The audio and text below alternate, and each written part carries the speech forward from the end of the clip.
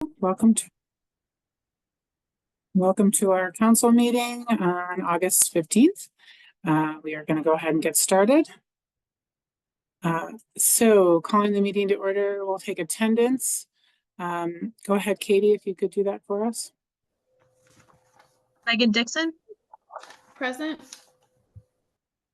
Terry Flitz, no. Itzel Galindo, no. Joe Garza, Yes. Bill Hughes,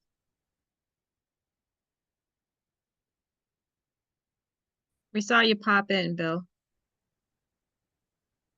Can't hear you. We can't hear you. Yes. Katie Kirshabowski, yes. Molly Mayers,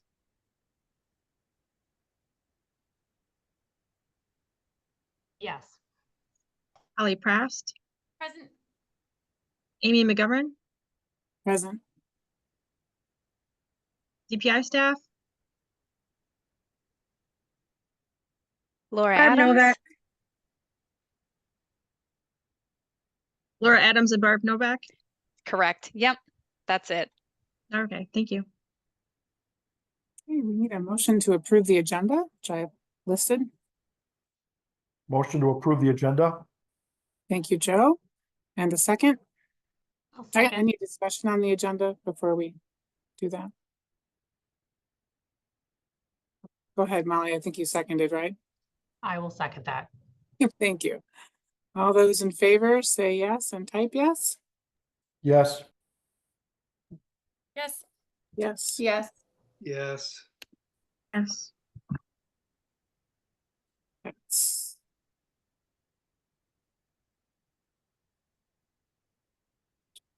I think we've all voted. Katie, you have to vote. Oh, sorry, I just didn't hit enter. Okay, so that's all. That's 7 yeses, unanimous. So we will move forward. And a motion to approve the minutes from our last meeting on July 16th. They were long. Thank you for those details, Katie. Motion to approve the minutes from our last meeting. Motion to approve the minutes? Thanks, Joe. Any discussion on the minutes or correction? Second first. Okay, We need a thank you. second discussion, yeah. A second?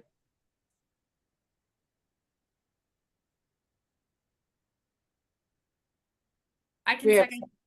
Thanks, Holly. Okay, now I need discussion. Thank you. I was out of order there a little. Mhm. No corrections, anyone notice? I think I read them over, didn't notice anything. All right, all those in favor of approving the minutes from July 16th? Say yes, type yes. Yes. Yes. Yes. Yes. Yes.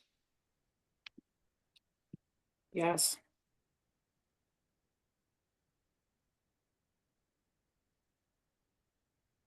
I believe the motion carries. Okay. So we are on to the DPI updates, and I will go ahead and share that the term appointments. These are the folks who have. This is the term appointments for as from the Assembly, DPI, and the Senate. Amy, I just want to let you know that it looks like we can see just the presenter view, which means that we're just seeing like a little bit of the slide, and then we're seeing like a big box where the speaker notes would be. Okay, So, well, let me fix that. Hang on, thanks for letting me know. Okay. And yep, this exact thing happened to me when I was giving a presentation yesterday. Okay, let's try that again. Are you seeing it now? Yes, now we can see the full slide. Thanks Okay. so much. Thank you for the information. Okay. So that's the updated terms from all 3 appointing organizations. From there, I'm going to turn it over to Barb for further DPI updates. I don't have any verbal updates about item A, which is the update on ELCC member appointment terms. That's fine, because that's I'll get we're good. Yep. I'll get the writing myself a note right now that one of the things I had agreed to do and will do is to update the website once we had everybody's terms, and now we do. Give me 1 second. Thank you. If I could get my brain to write like with a laser on the paper what's going on in my head, I would save so much time. Thanks for giving me that space. I'm not sure what you're looking for item B. We don't have any new guidance about curriculum requirements for public school districts in the 24-25 school year. We have the curriculum crosswalk tool. We have the list that was produced by the council. We've added additional documentation that you all agreed upon about scores for other programs that were examined. Barb, And those I had asked that question about the 3Qing, because previous guidance had been that 3Qing was banned in practice, but not in the instructional materials. And I guess my question is, as I was rereading through Act 20, it was really clear that instructional materials and that contain 3Qing also cannot be used. They cannot be purchased by school districts, and it looked like they're not supposed to be used in the 2024-25 school year. So I'm just wondering, I just recall in the past DPI had said that it was the practice that was banned and not the material. So I'm just curious if you could clarify that since the school year is starting. Thanks, Katie. I'm gonna ask to be able to get back to you on that. I want to review what our previous guidance has been and what the statute says before I answer that on the spot, Katie. If there are particular parts of the statute that you're concerned about or that you want to guide me toward, just so we're both talking about the same thing, that would be helpful. Maybe I'm misremembering, but I specifically remember discussing the practice of 3Qing versus the materials. But in my mind, as I read through it, it was very clear that materials were also prohibited. Yeah, I'm not trying to be like difficult or avoid the question. I just want to make sure I have the right information before I give you an answer. So there's some things that I'd have to review because I wasn't part of those previous conversations. I appreciate that. Thanks. Yep. If there's a request also for our legal services, Ben Jones, right, to join the next meeting to talk us through that part of the statute, we could also make that request. I mean, I think that's a really important thing for the department to clarify, because if the law does say that schools are not able to use those materials, then they should know that they're not able to use those materials, versus somebody finding out later that that's the case. Yep.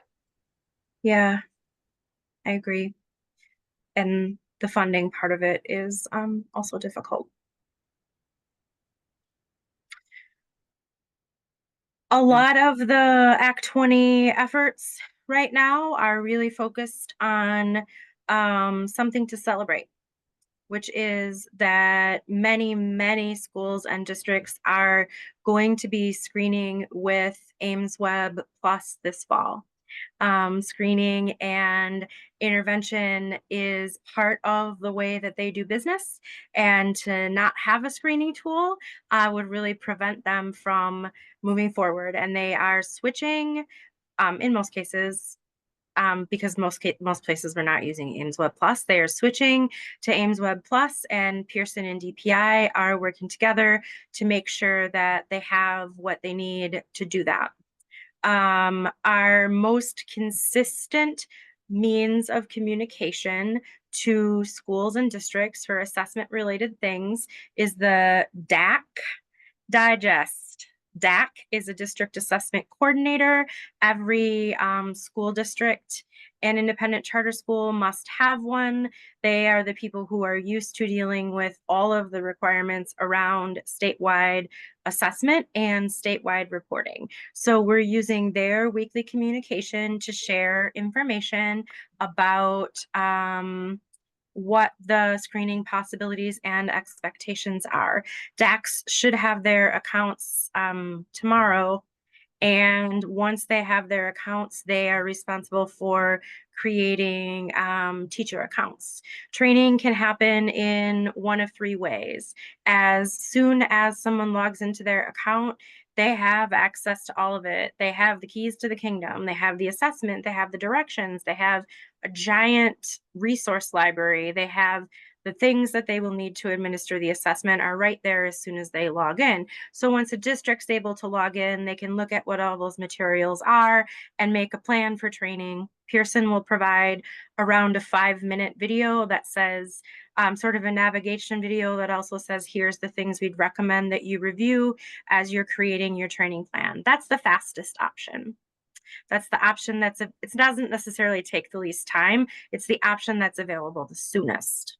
The second option is that Pearson has a 90-minute webinar for administrators. You can interpret the word administrator however you want to.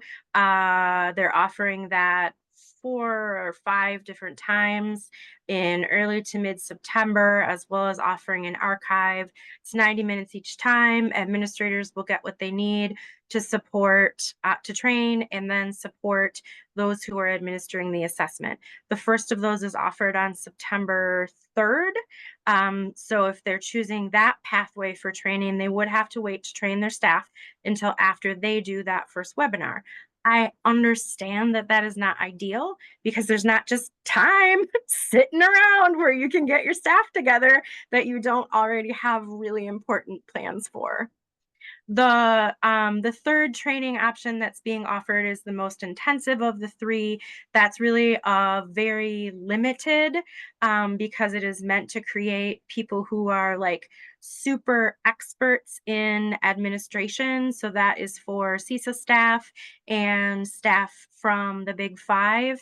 And that's 2 6-hour sessions. In the first 3 hours, they learn the content. In the second 3 hours, they get coaching and feedback on delivering the content. That's why that's highly limited because Pearson is making staff available to provide that intensive level of support. It is that option,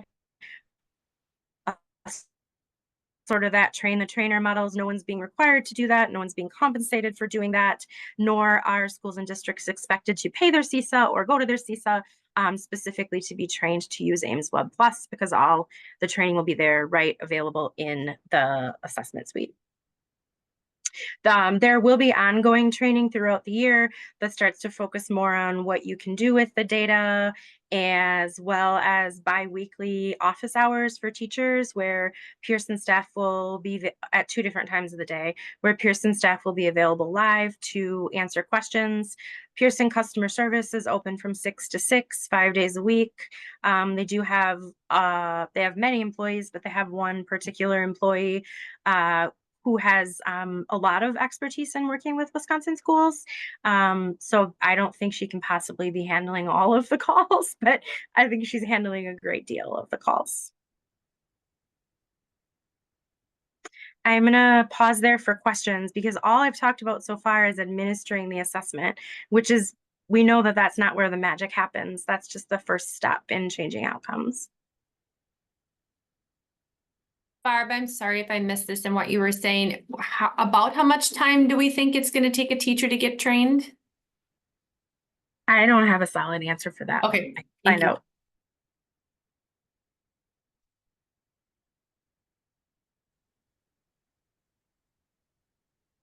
Okay, any other Thanks, Al. questions? Go ahead. I would just finish that up by saying, Amy, what were you going to say? No, that was my next question, just about Act 20. Anything Thanks. else? DPI has issued a diagnostic assessment list, which we talked about next time. We're really looking forward to linking to some guidance that has been collaboratively developed by CISAs about how to make a match between a student's performance on the screener, other data you have about them, and just right diagnostic assessment, where we're really diving most deeply into the specific areas that are of concern for a particular student. And CISAs have also identified in-depth assessments for each of the areas of possible diagnostics. For example, there's a list of assessments specifically for phonological awareness if you want to dig more deeply there, which is not a place that the DPI list was able to go. Don't have any updates on reimbursement for the cost of diagnostic assessment because lawsuit and the money for that continues to be tied up in the lawsuit. So now we're getting closer to instruction, right? Because then comes the personal reading plan with the goals and the benchmarks and the instructional plan and the progress monitoring plan. I'm trying to I think 2 business days away from having the template for the plan and the guidance that goes along with it. I have the template for the plan of the district early reading remediation plan, just got it today. Plan to get it posted on the website tomorrow. So what's coming next is the materials to support that personal reading plan. The step that I missed way back in the screener are the letters. We're doing an optional pre-screening letter to explain that the screening is coming, why we're doing it, what the experience will be like for the student. We're doing a sample parent and family communication letter for after the screener that includes the plain language explanations of the skills that were screened. We are doing a sample letter that can accompany the personal reading plan that explains where in the personal reading plan you can find the diagnostic assessment results. That sample letter that goes with the personal reading plan also contains the characteristics of dyslexia and the information about the local information about requesting a special education referral. The other parent communication that we're preparing is the family history survey. At this point in the fall, we'll be able to provide a survey that meets the requirements of the law, but doesn't go beyond the requirements of the law. So the sample survey has the questions and the topics that are in the law, and it has some guidance around, do you really only want to just give this opportunity to families whose students scored below the 25th percentile? If that is what you want to do, how do you want to time that survey so that you can actually use the results to inform the personal reading plan? Maybe you want to give it to all students just as a general part of school entry. Maybe there's some other way you want to do that. And there's also a section of guidance about what high quality family collaboration looks like, and some considerations around ways to do this that aren't a survey, and when that might be most appropriate. All of the parent communications will be translated into the 6, including English, most common languages in Wisconsin. Barb, I really appreciate you reaching out to stakeholders for the family questionnaire, and if it's not much of a burden, it might be helpful just to use it at the beginning of the year, and let families fill it out. That's the first suggestion as you saw, Katie, that's the first suggestion on our guidance document. So yeah. Why just get it from some students? Why not put it out there for everyone? We're also seeking family input on the whole suite of letters, so that we make sure that they're as easy to understand and as meaningful as possible. That, I think, it doesn't sound like that's it. That's what's happening. There's no more updates on the coaches or anything like that for Act 20? Not yet. We can't move on the coaches until the money becomes available. And no word on when that's going to happen? Nope. So for that piece, we are waiting on the Wisconsin Joint Committee on Finance. Yep, they have chosen to meet several times over the summer, and they have chosen not to put DPI's request for the funds on their agenda. So they're choosing not to talk about it or make a decision about it yet. Okay. Thank you That reminds me of one more thing that I should tell you about. I've now moved when something is really urgent, it goes on a post-it instead of directly on my to-do list. We will be sending a survey to building principals most likely tomorrow, asking, there's a reporting requirement of October 15th. That's mostly a report that DPI submits to Joint Finance. That's mostly a report about the literacy coaching program. There is, I think there's one item at the end of that list that says that for 23-24 and 24-25 only, DPI will report to Joint Finance on the number of teachers that have met the training requirement in Act 20, training teachers and administrators. So the survey will go to building level administrators, as quick and easy as possible, that says how many have been trained, how many are in progress, how many still need to be trained, and then we'll ask for an estimate of how much this has costed them, so that we can continue to let our friends in the legislature know that schools and districts really need the money that's tied up in the lawsuit. So we'll be prepared to submit that report by October 15th. Why is it going to the principals instead of to district office staff? Yeah, thanks, Joe. I think the answer to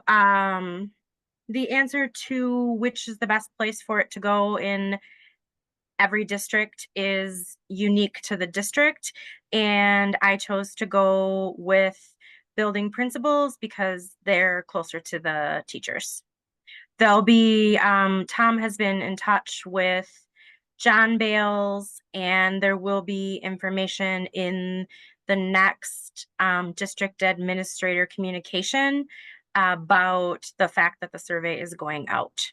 That district admin communication is in an improvement process right now, trying to make sure it's reaching the right people with the right level of frequency. So I was not able to get the message out to the superintendent audience before getting it out to the principal audience. Is there any requirement to report what they were trained in, or just that it was series certified? There's not any requirement to report what they were trained in. Okay. Could we get a report on a breakout on what the responses look like from the school principals, and see what the level of compliance has, or would that have to be open recorded?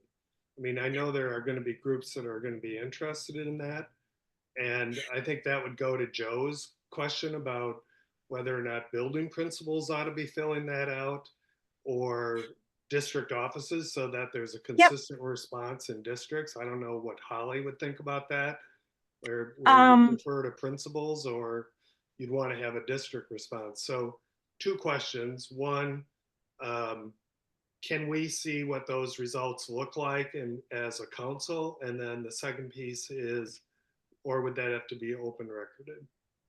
I mean, the results will be in the report that's filed for the legislature. You're asking for that information either building by building or district by district, Bill? No, is that what you're looking for? I think I'd defer to DPI's administration, but could we see a report on what those results look like? Yeah, I mean, the report has to be prepared for the legislature anyway. I feel like we can consider your question now an open records request, Bill, and we can, when we submit the report to the legislature, we can also send it to the council. We have an October 17th meeting, so I could just put it on that as a reminder if that. I don't think that in our DPI report, we plan to report out district by district. I believe in our DPI report to the legislature, we will report out a total number and percentage for the state. I really think schools and districts are taking and CISAs are taking this training requirement really, really seriously. And I think we're going to have so much to celebrate when we see that data that and school districts do still have another year in which to get folks enrolled. So the formal report will probably not have district by district data. But in an open records request, you could certainly request that data for your personal use. So for I any know there use. are people monitoring Mhm. the council meeting tonight that routinely file open record Yep. requests with DPI. Yep. So that question is on behalf of them. I think whatever you submit to the legislature, I think it'd be great if this council could Of see course. that same report to keep Yeah. it simple for the DPI Yeah. staff. I don't want to hide anything, Bill. I also don't want to, I want districts to be able to feel honest and comfortable in submitting their responses so that we can get a picture of how to support people next. And I feel like publishing results by district for a requirement that doesn't need to be completed yet, could potentially damage that trust. And I really think these results are gonna show some great steps that have been taken.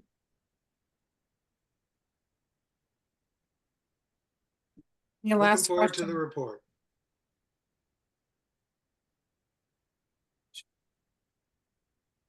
Any other questions about Act 20 for Barb?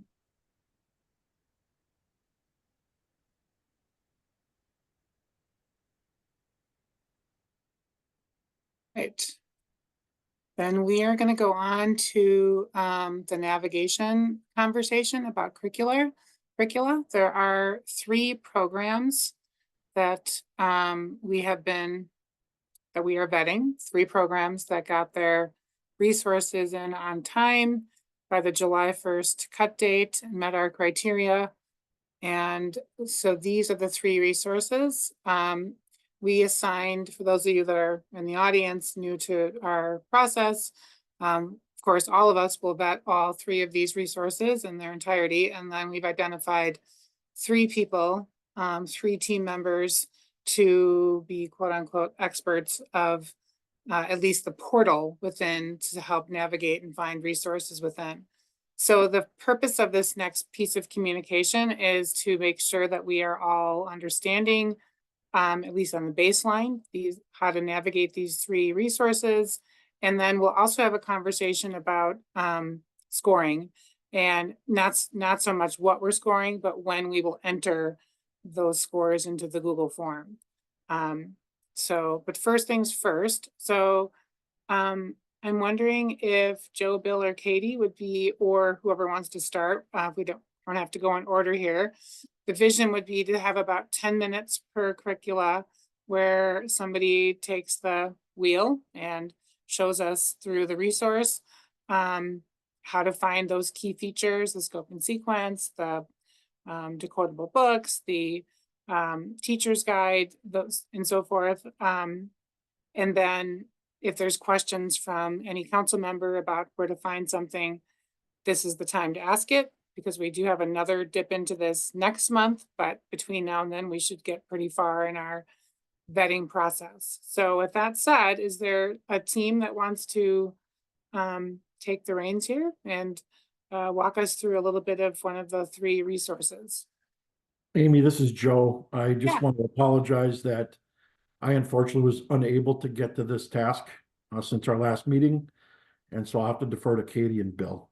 My apologies. It's okay. Totally understand, Joe. I've been on summer break in Tulsa time, so I'm not going to be able to help out either, Amy.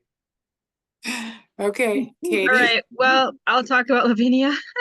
Okay. I mean, honestly, I've been on vacation a lot too, so I just looked at the things that we discussed trying to find in the programs. And I just wrote down what I found.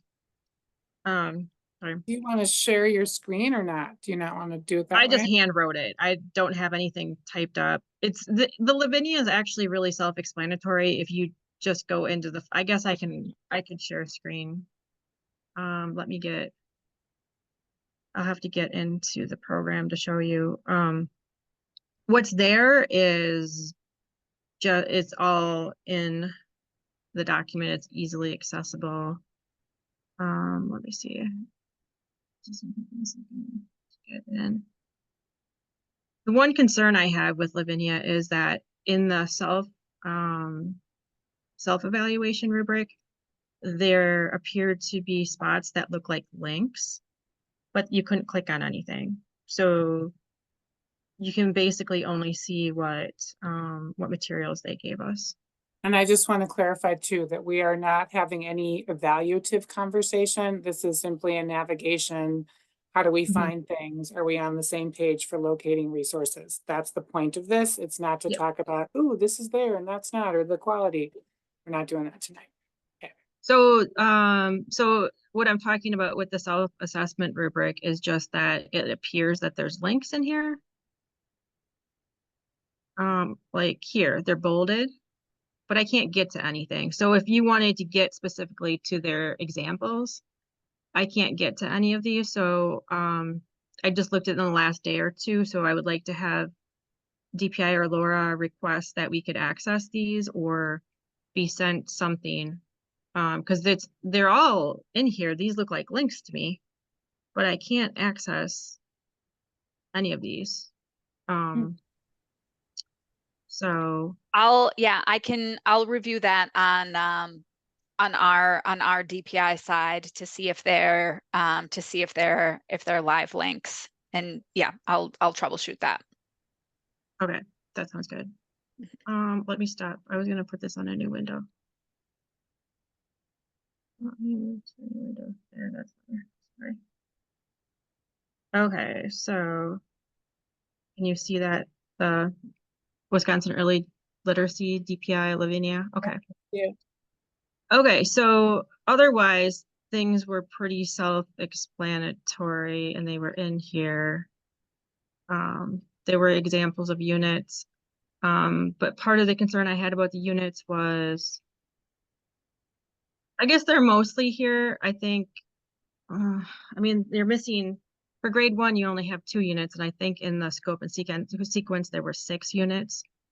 So you don't have access to all the materials. The scope and sequence was pretty easy to find.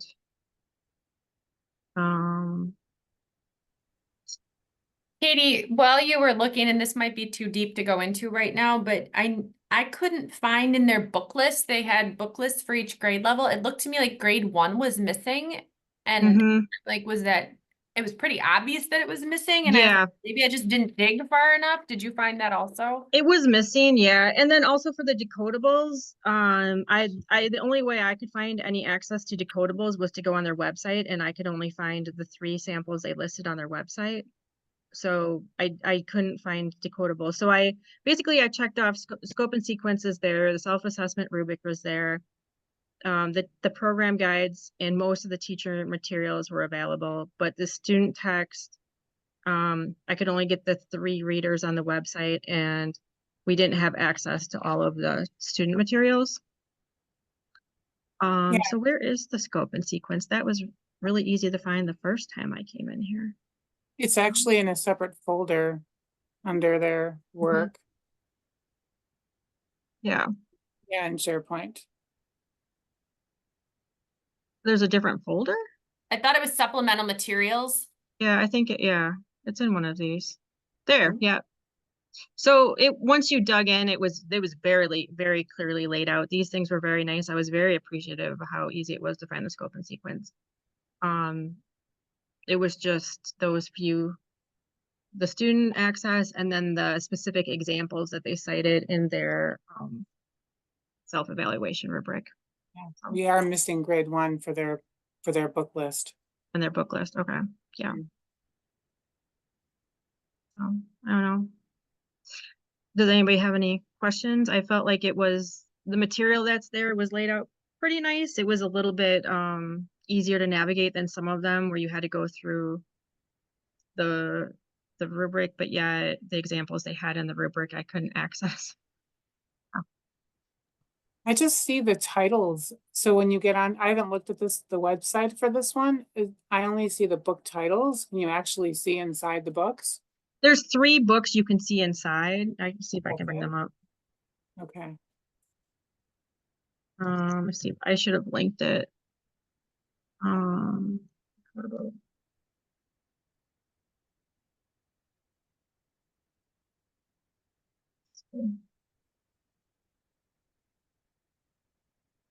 Yeah, so if you go on there, I just went to the website and I just typed in Lavinia Group decodables and it brought me to this page. And then there's some books listed and they say how many titles they have. And then you have access to these 3 books. Hmm. And I think they were all kindergarten books, as I recall. But I would like access to the range, a wider range of their decodable Is that books. something that Barbara Laura could help us acquire more access to on their site? I know, and some of, like last year, companies made us portals just for that, for us to kind of wade through everything. So if that's a possibility, that would be helpful. Yep, so we can absolutely do that. I think that what we will ask the council to do is to make a list of specific requests that you have for specific publishers, and then you can email that to Barb and I, and then we can yeah, send that information along to the publishers. But yep, I think just documenting everything in one place, yep, would be most helpful to us, and then we can ensure that we're getting you the yep, just what you need. Okay. Please also provide a date so that we're all communicating that, so that Laura and I are communicating in ways that ensure that your needs are met. Oh, like the deadline so that we can start reviewing the additional. Okay. Yep, good call, Barb. Thank you. And then Yep. I'm looking at the portal, and those are not live links for me either at DPI. Instead, so it's really a pathway, not a live link.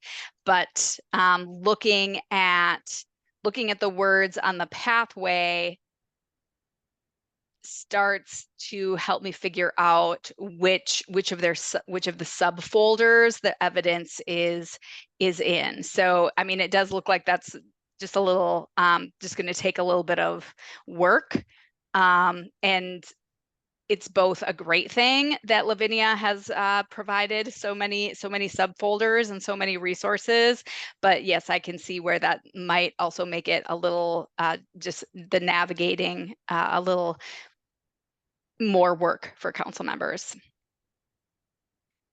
It would be really helpful to see if they have an online portal, exactly what the teachers see, if they're, to have a teacher account. Yeah. So we could go in and toggle between the grades from exactly the view that a teacher would have.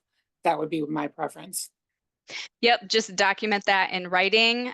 Anything that you, particularly want to ask for access to, or information that you feel is missing that you want, and then send that along to Barb and I.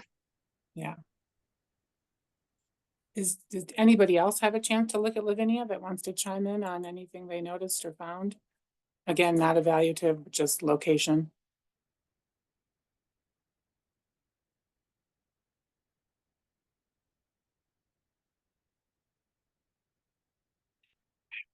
And after my 10-second wait time, my follow-up question would be, does anybody else want the same thing, like teacher portal access to the grade levels?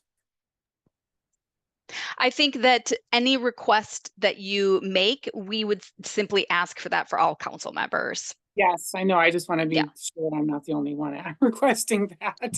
Okay. All right. Yeah, we'll write it up in an email so you have it. Okay. Then if we're ready, then we can move on to either Great Minds or HMH. And I know, Megan, you are the only one of your little team that's here, but I know a few of others have looked at Great Minds as well. So, and Wit and Wisdom, which we looked at last year. So, whatever you're comfortable with would be helpful for us. Yes. Amy, I actually shared a document with you, so maybe would you mind, I emailed it to you, would you mind opening that? Sure. I dropped some things in there after getting Holly's document, which made things a little bit easier to see. Okay. Just a couple screenshots. Yes. Let me go ahead. Okay. It's still loading. Hang on. I'm on a Chromebook, so screen sharing is not so fun. Okay. Yeah, I mean, we've already reviewed Wit and Wisdom, so I think you know, we all have that navigation. It seems pretty easy. The self-assessment is quite long, but the links all work. There's links in each section. So I found overall, like the navigation, the program guides, the scope and sequence were all pretty easy to find. Where I did have some difficulty, and I was hoping somebody might give me some guidance, so this is not helpful for you, is I could not locate the Foundation's teacher manuals, the Wilson teacher manuals. So if you click throughout the self-assessment, you can see exactly where you are with that red arrow. Those same links are listed throughout the self-assessment, but for K1 and 2, they, instead of taking you to the teacher manual, they take you to the teacher assessment materials. And so I could not find a link that actually took me to a teacher manual for Foundations, and except for 3rd grade. That was I the have only that one. answer, Megan. I actually found it. I texted Amy last week and I was like, I'm lost. I can't find a teacher manual anywhere. You have to log in as a teacher, and then you have to go to what's called the Fun Hub. And in the Fun Hub, you can find the teacher manual, and then it breaks down everything by units. And so Okay. that one was a little tricky. The Fun Hub, because I did log in as a teacher, and that's what part of the navigation was, that rather than going to the self-assessment, that first bullet point saying access that one pager first is the most important thing. But even accessing that, I could not find it. So thank you. I will have to try that again. It would say teacher manual, and then I would click on it and it would take me to assessment materials. I found But that it exact also- same thing. Their Okay. link is, I mean, how many of us haven't copy and pasted the wrong link into something? I wonder if that's what's happened. Yeah. They still have access to their document. If they could update it, that would be helpful too. So the Fun Hub, you said, Holly. Correct. Okay. Thank you. So apart from that, everything else was easy to access. So I don't think that there's any real tips or tricks to this, except for accessing the teacher manuals. Okay. And the decodables are easy to find, especially going first to that one pager, because then you have access to the sample geodes books and yeah. The only thing I guess I wish I would like to have with this particular program is a side-by-side correspondence between the two programs. That was not just in terms of their decodables, like the, you know, geodes being the link between the two. It would be nice to see the two programs side by side with all the different components. I think that would be a nice feature to see them that way. See really great reading alongside of geodes and foundations. Yeah. Uh-huh. Okay. But it's not, I mean, it's not necessary. It would just be, I mean, considering that Wit and Wisdom is pairing with other programs, I think it would be nice to see some of the pairings side by side. I would agree with that. I found it difficult to see how it works together, and I think a side by side would be helpful. I wonder if they have that document already. Okay, I wrote that down to request. Any other questions or portal navigation challenges or questions you want to bring up to the team?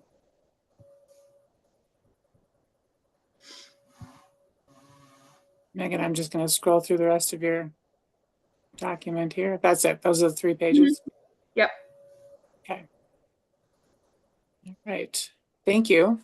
Helpful. And then HMH was our last into reading with Amira. I don't have that on here, but that was the other piece of HMH that really was new to this review. So I sent everybody just a click by click with some screenshots earlier today. I can share my screen and show you some bits and pieces here. So can you see my screen? Yeah, okay, there it is. So let me get this out of the way. My apologies, I don't share a screen very often. So in this access tool, HMH actually did a really nice job on their self-assessment rubric, and most of the click-throughs work really well to find things, but there are a couple of tricky spots. Standards is not one of them. It's very easy to find on their homepage, which if you ever need to get back, you click this area right here, the HMH Ed. But you go right to the first spot for reviewers and then choose your standards and scroll down to Wisconsin. So that was pretty easy to find. You can look at the alignment document there. In the self-assessment rubric, they often will give you examples of modules, but not all of the modules. And when you click on those, you can't see the full teacher text. So to get there is a little trickier. So again, you're on this HMH homepage and you go to Discover and then pick your grade level up here and then go to modules. And then once you get to this screen, you can click through all of the modules. And so I just took a screenshot of that, but you can click through all of them to get to something that perhaps isn't referenced in the self-assessment rubric if you'd like to see more. To look at student text, I'm not sure I'm comprehensive yet. I'm still working on it, but right now this is the best I could find. And so first you would go to that same homepage and go to Discover and then go to Standards and then View, which is a weird way to get there. I'm not even sure how I stumbled on it, but I just kept clicking on things till I found things. Then after you get to there, you're going to see this screen that you can filter down. And so you want to click the audience as the student because you're looking for student books, and the component, I selected my book and Start Right Reader Decodable Text because those seem to be the 2 things that they listed in their self-assessment rubric. And so once you get there, then you'll get a list that looks like this that's populated with the books themselves. Then you can click on them and you can read through them. I think that was the hardest thing to find in this one because referencing it in the rubric was more of a, here's a picture of the book or here's a picture of the list. It wasn't the books themselves. So this was the best I could do on that. And then there are 2 separate scope and sequences that I think are important. The first one is this actual HMH part of the scope and sequence, which you can find right on their homepage. So if you go there on that homepage, and again, you'll see this choose your standards, you get the program guide right here. And if you scroll down, it's listed right underneath the main components. But then to get to that foundational skills progression, like the scope and sequence for phonics, you're going to need to go to, this is page 60 of the self-assessment rubric, and this structured literacy scope and sequence will then bring you to just specifically that phonics progression. And so that's the only way I could find that. I'm sure it's accessible other ways, but this is the easy to see, and it's K through 2, so you can see a pretty broad scope of things. So that's my little walkthrough of HMH. I sent that to all of you so you have it. And as you're going through the program, hopefully that makes it easier. But again, they did a really nice job on their scope and sequence. So I'm sure that it'll be easy, or on their self-assessment rubric. So it'll be easy to find things. I don't know if anybody else that reviewed that has anything to add. I don't have anything to add. Your tutorial, your walkthrough was really, really super helpful. Agreed, the scope and sequences were easy to find and helpful to go through too.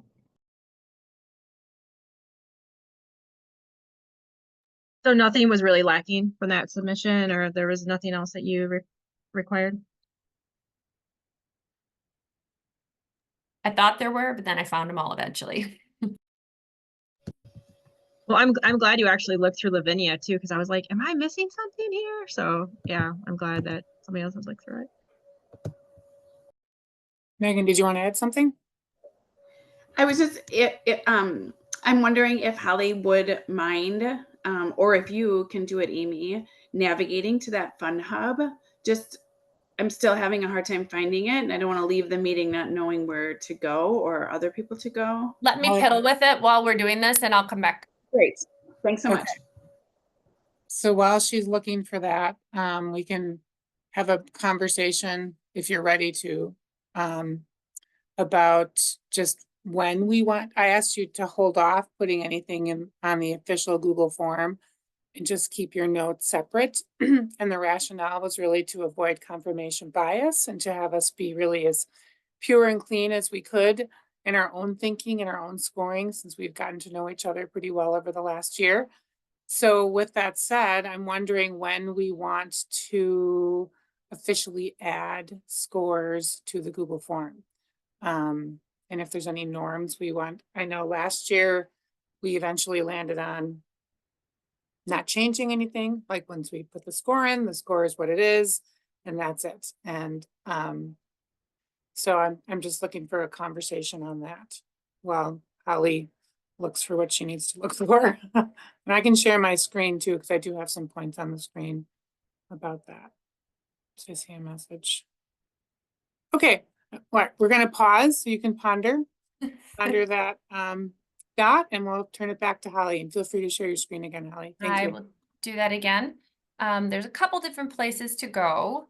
So the first is they gave us this sheet in here that talks about access. And so in there, it talks about the webpage, the wilsonacademy.com. And if you click on that, it's going to ask you if you want to go to an external website. You do have to use one of these logins. What I'm not sure of is if somebody used one, can you use it again? Or so I'm not totally sure. So when you go there, it'll say it's trying to connect you to this Wilson Academy, which is fine. You can confirm that. I've already logged in, so it's keeping it open for me. But then you see right here, Fun Hub. And so it's active for a short period of time. But if you click on this Fun Hub, it brings you there. Obviously, it's loading for a second. You're challenging the bandwidth on your I am. computer. 9 So million tabs open. Yeah. Fun Hub here, you're going to go to the external link of the one that you want. And it shows you that it has the teacher resources, videos, more units, all of that. And then when you get into there, I have it open on a different tab if it doesn't cooperate.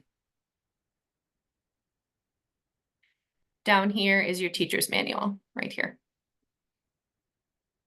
So it's quite the maze. Great, thank you. Yep. And then when you click on your wonder- teacher's manual, it brings you through and it'll give you an open, all of your outlines here and your units. And so you can see everything. Do you want to Perfect, screenshot thank you. those steps, Holly, and throw No, them on? Oh, I can screenshot them. They'll do it tomorrow if that's okay. And then Yeah, send it no to everybody. Yeah. thank you. And Laura, you. I don't know if maybe that's some feedback for them to update those links in the self-assessment as well. Yep, if that would be helpful or you think that's necessary, yep, again, you can just add that to the list that you send to DPI and we can certainly pass that on and make that ask. Okay, thanks. Yeah. Overall, I think that all of your pre-work around figuring out how to navigate the different instructional materials and then sharing those tips and tricks are just going to be really helpful as everybody starts their own reviews. So I'm just excited in general about this process. Me too. I'm excited that we only have 3 to dive into deeply instead of 14. So it's very good, very exciting. All right, if you're Well, ready. go ahead. One of them has a fun hub, so it's guaranteed to be a great time. Right. What a silly name. Okay. Scores on the Google form. So coming back to that conversation, when do we want to add those scores? Are there any norms we want to establish before we add them? Do we wait until after our September meeting? Because keep in mind that this meeting and September's meeting were set aside specifically for this exact conversation. How do we find, what are we looking for? And I know I'm behind in looking for things, totally understand Joe and Bill. And you know, Megan and Itzel and Carrie are not here tonight. So we have September's meeting to continue this conversation on navigation. All right, what are you thinking? Would you like to, when do we want to actually populate the form, the Google form? I'm wondering, since we have one new member, if we maybe want to go in the September meeting, if we want to go through the 1, 2, 3, 4, or just ask Molly if she has any questions since she's new to the process. Or maybe it's self-explanatory, but you know, give her the opportunity to ask questions or provide some information that might be useful to her as she begins. That's a great suggestion, Katie. Go ahead, Molly. Did you have a question? No? No.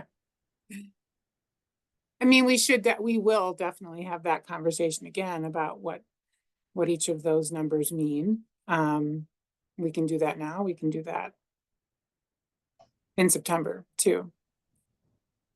Sure. Either way, at this point, I've been just trying to familiarize myself with the different programs. So if anybody has helpful tips, I know a few were shared last meeting, you know, really using those rubrics to kind of navigate, but any other helpful tips from people who've been through the process, I certainly would take them. Otherwise, no specific questions at this time.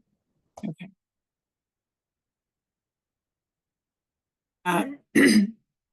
So I'm wondering if we should wait until after ELCC and Carrie are here to have this, to make the decision about when we would put the numbers in, which makes me think it should be after the September meeting. How do folks feel about that?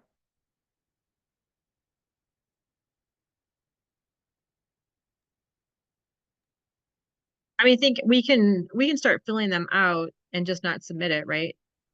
Because once you start the Google form, it will hold the information. Yep. Just don't click submit. Bill, did you have some thoughts, or are you feeling okay about that plan? I'll defer to the group. I almost wonder if maybe you want to check in with Itzel and Carrie. Find out where they're at and all this. Okay. All right, so for now, then just keep scoring on your own, but don't submit. Yeah. Okay.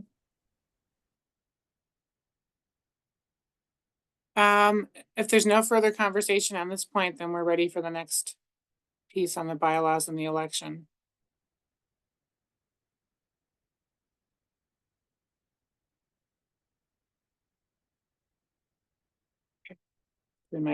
My wait time on Zoom, making everyone feel awkward.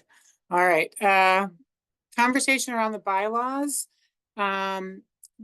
They were updated by Ben and the legal team at DPI, and we have a section on there that has to do with, we added a section on removing a chair if necessary. So that piece is new, and if you didn't have a chance to look at that, you're going to want to, because we want to be sure everybody's on the same page regarding that. Robert's Rules creates a big lengthy process for chair removal. And not just chair, just the officers too, Amy. We're not trying to get rid of you, Amy. I'm just saying in general, it's chair. It's officer, sorry, not just the chair. Thank you. Yep, any officer. So that was added just to simplify the process in case there was a reason to need to ask someone to step down from being chair. Other than that, I think everything else is the same from last time. Yeah, and there were 2 options for the removal of an officer. I don't know, did you have that language? I don't have the language on here. If you want, do you want to read it, or I can type it in, or I'm trying to get my screen out down chair. Go ahead. If you want to give me access to the slide, I could copy it in the slide maybe. Yeah, sure. You have access. Let me share it again.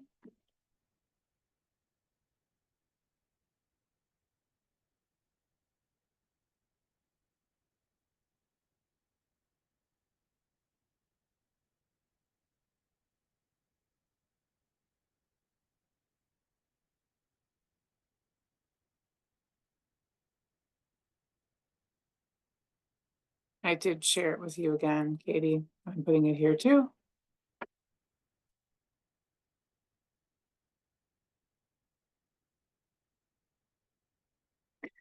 Holly sent while Katie does that, in terms of the elections, Holly sent a Google form to request information if anybody wanted to be an officer of our committee. And it turns out that Katie, Holly, and I are the three that said we'd be willing to serve as officers of our council. So when Katie's ready, we can talk about the bylaw conversation.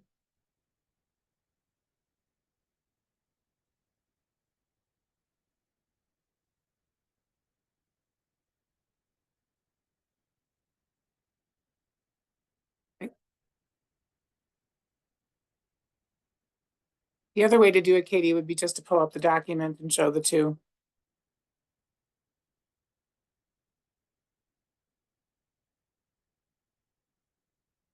You're muted.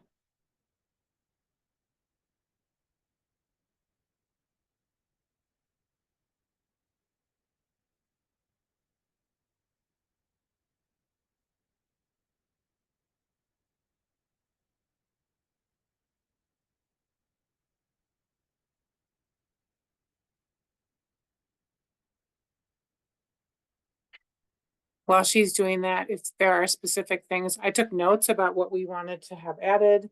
Teacher login, update the links for on the HMH, no, the Wit and Wisdom foundations.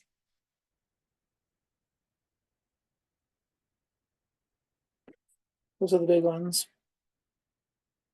It's gonna add first grade to Lavinia.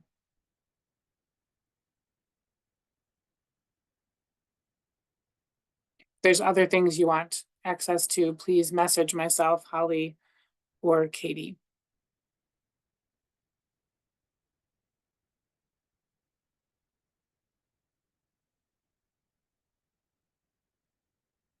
Katie, you're muted. I'm not sure if you know that. But... Well, that's good. I'm just talking to myself.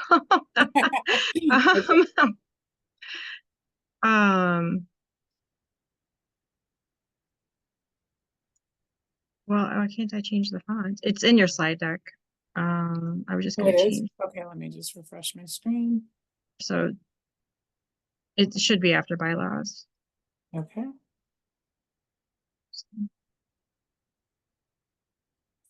Loading on.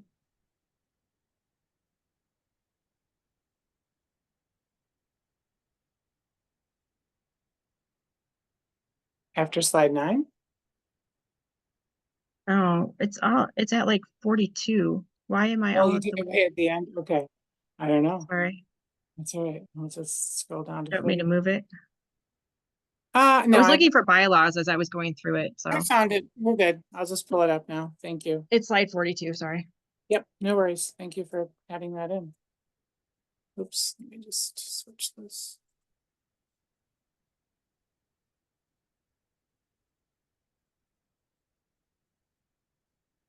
Okay, these are the two potential changes. Which one do we want to go with?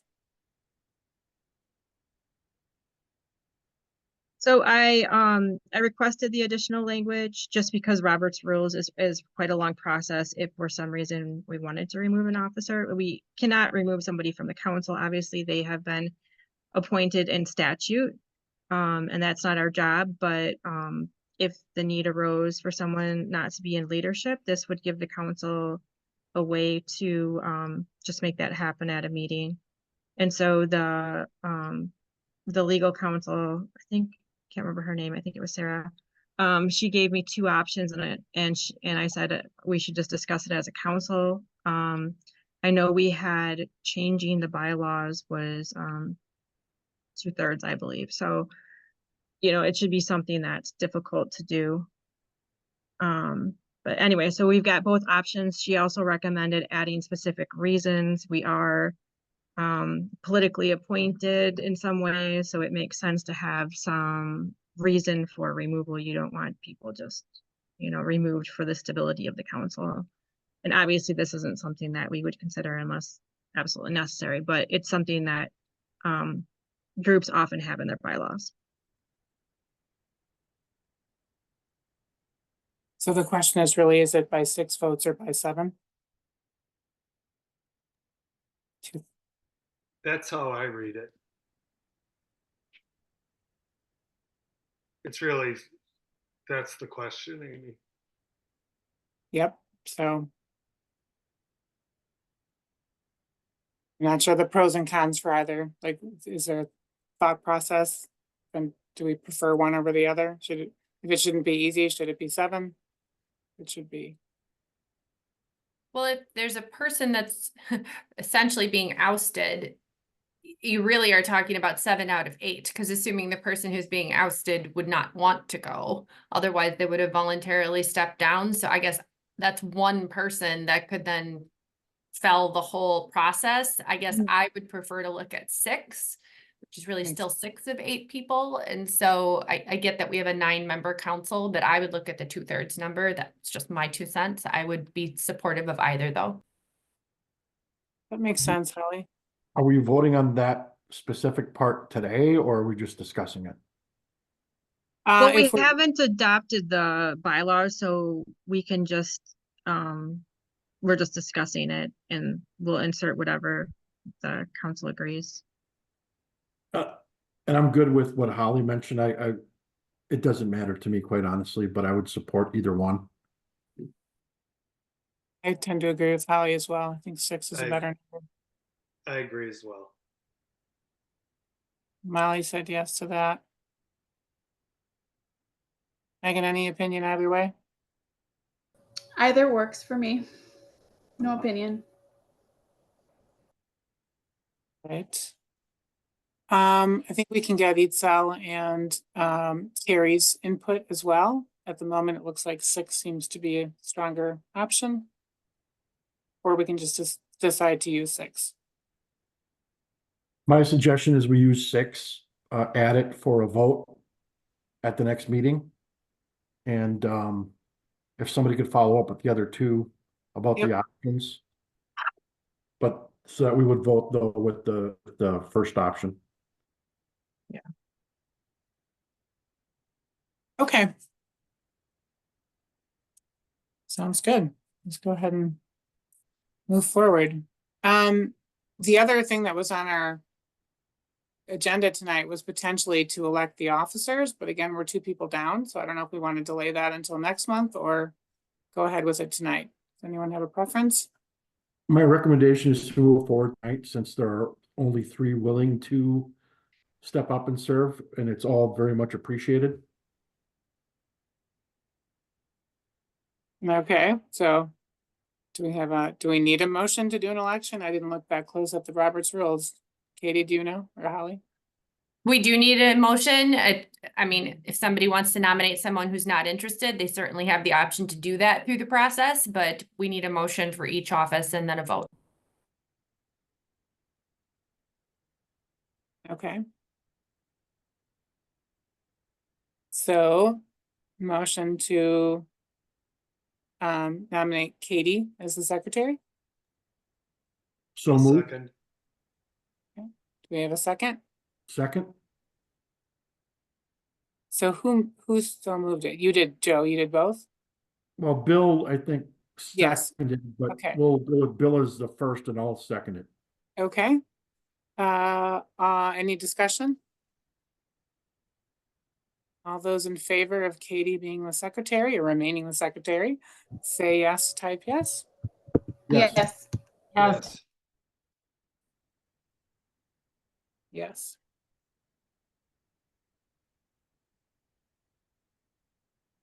All right. There we go. And I'm gonna go ahead and nominate Holly as vice chair. I'll second that. Any discussion? Was that Megan? It was. All those in favor of Holly as vice chair?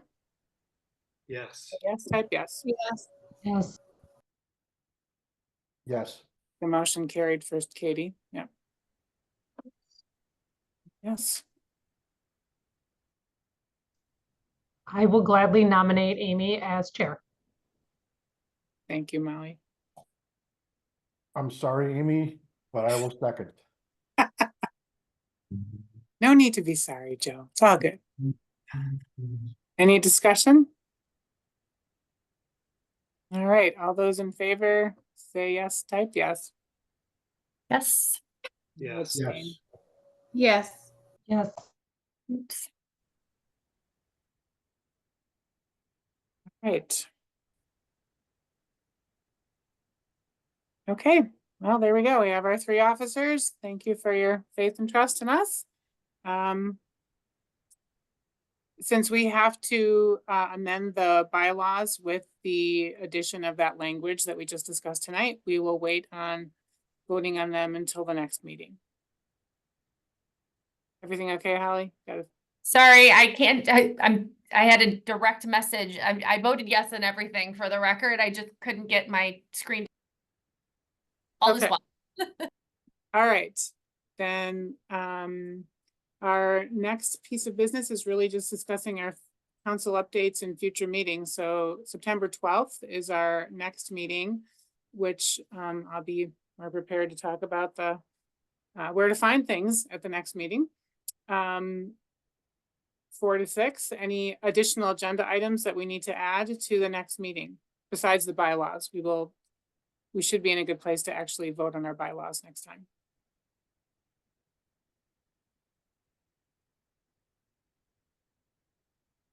Sorry, Amy, did you say there was something else in the bylaws, or okay, for agenda items, I have request the training numbers DPI presents on the October 15th report. So that will be an October request, and then bylaws for the next meeting. And was there something else? Just conversation about the navigation of the curricular materials. Because our decision date then will be in October at the end of the month. So next month's meeting is important. The report is not available until October 15th. Correct. And our next meeting is the 17th. So Do you meet in September at all? We do. oh, meet I mean, in- we do. Sorry, the next meeting after that. Okay, just report is checking. is the 17th. I don't want to promise something I can't deliver. No, it works. It's good timing actually, because you'll already have the report, so it won't be any extra work for you. Yep. Okay, so our next meeting is September 12th. We'll continue the navigation conversation, and we'll hold off on pushing submit on our scores until after that meeting. Okay, any other last questions before we adjourn for the night?